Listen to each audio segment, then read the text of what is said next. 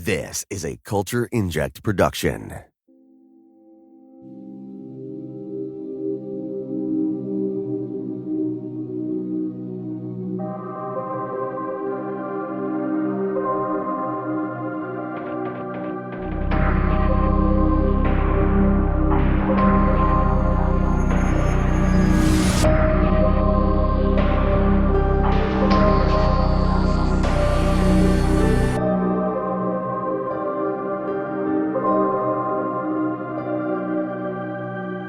Hello and welcome to episode 1 of Dollhouse, Awaken, our Patreon exclusive content.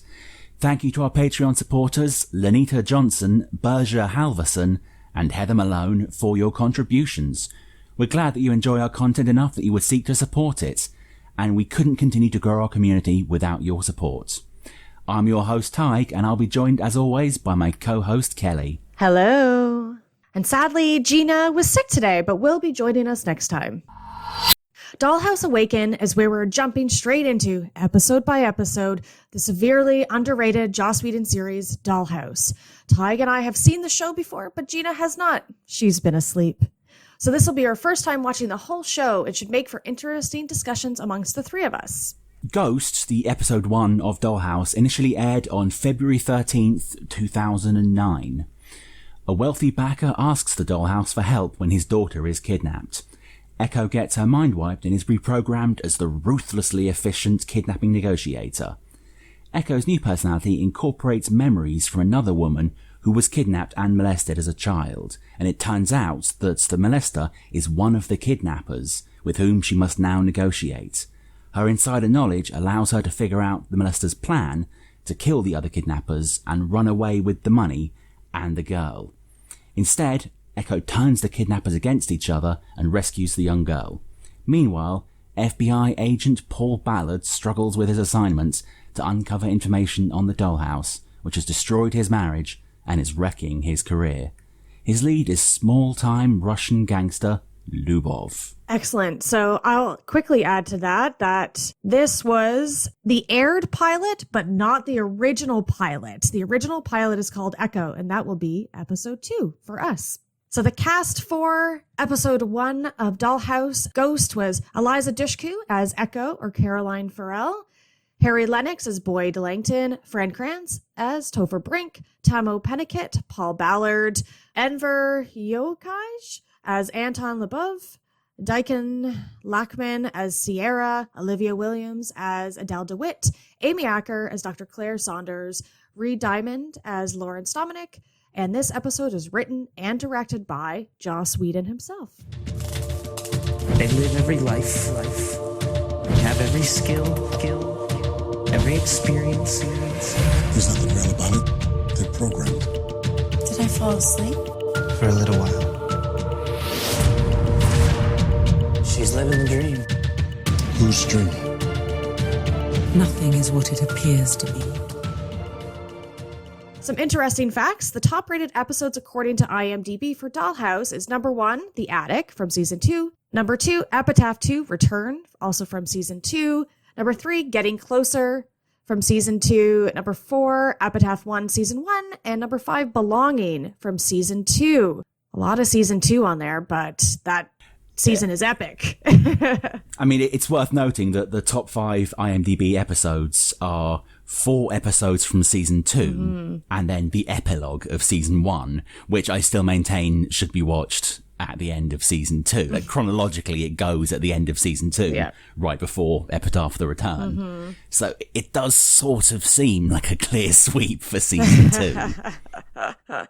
I totally get, Dollhouse was historically kind of known to have a rough start, because slow getting up that hill, but once it hits, it does not stop. It hits like frickin' Mjolnir, but much like Thor, it is very slow.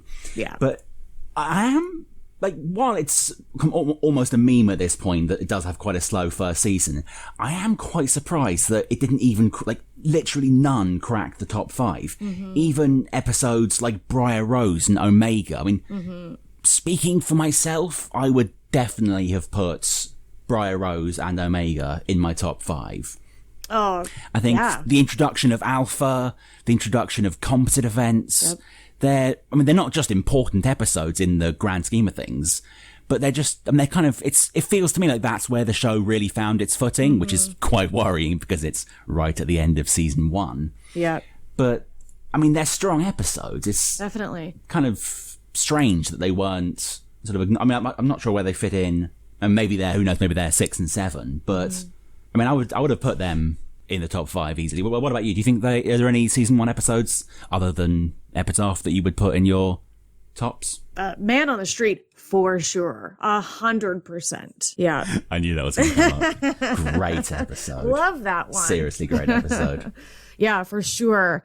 I don't remember Belonging that well, so it's I'm looking forward to, again, revisiting all of this. The Attic is a horrifying episode, so I'm not surprised that that's on there. That was intense. Belonging, to be fair, it does deserve its rank on that list. It's the episode where we find out about Sierra's past and the messed up stuff that led to her being in the Dollhouse. I mean, again, it is a brilliant episode. So, I mean, it's the thing where, like, I would definitely put Briar Rose and sort of really the last 3 episodes of season 1 quite high in the ranks. But, I mean, comparing it to the ones that are there, Attic is a great episode, Belonging's a great episode.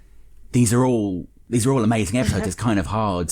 I mean, Getting Closer is an absolute barn burner. Yeah. I know I want those 2 episodes to be in my top 5. I just don't know which of those 5 I wouldn't have in my... I need my top 5 to be a top 7 to fit all the ones I want in there. Yeah. I think, honestly, like, at the end of all of this, we should revisit that top 5 list and see where we all rank everything. Oh, see, that's mean.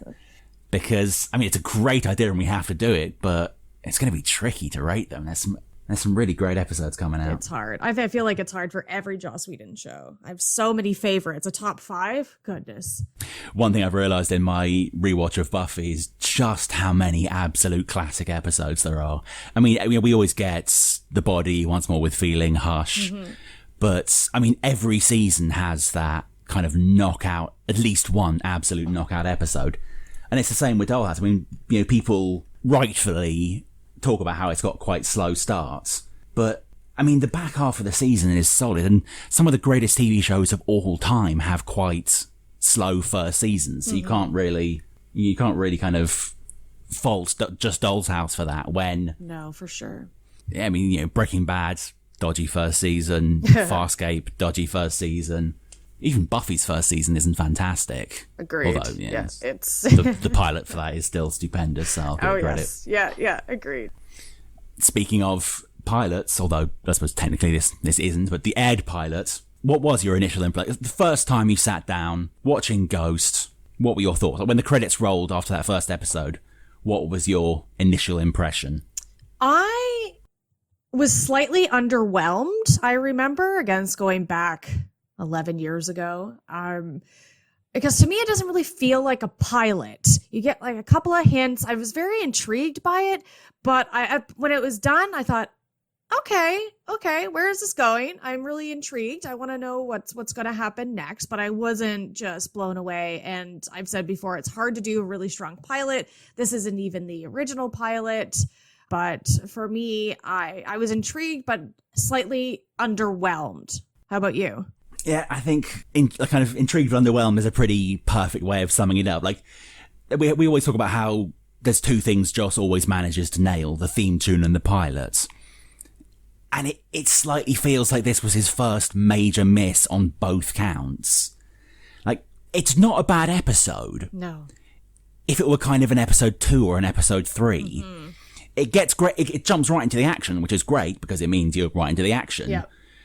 But I remember when I first watched it, I was like, okay, so like she's on a like it starts off in that scene with Adele, and there's sort of the very loaded conversation that we revisit about 6 times throughout the first season.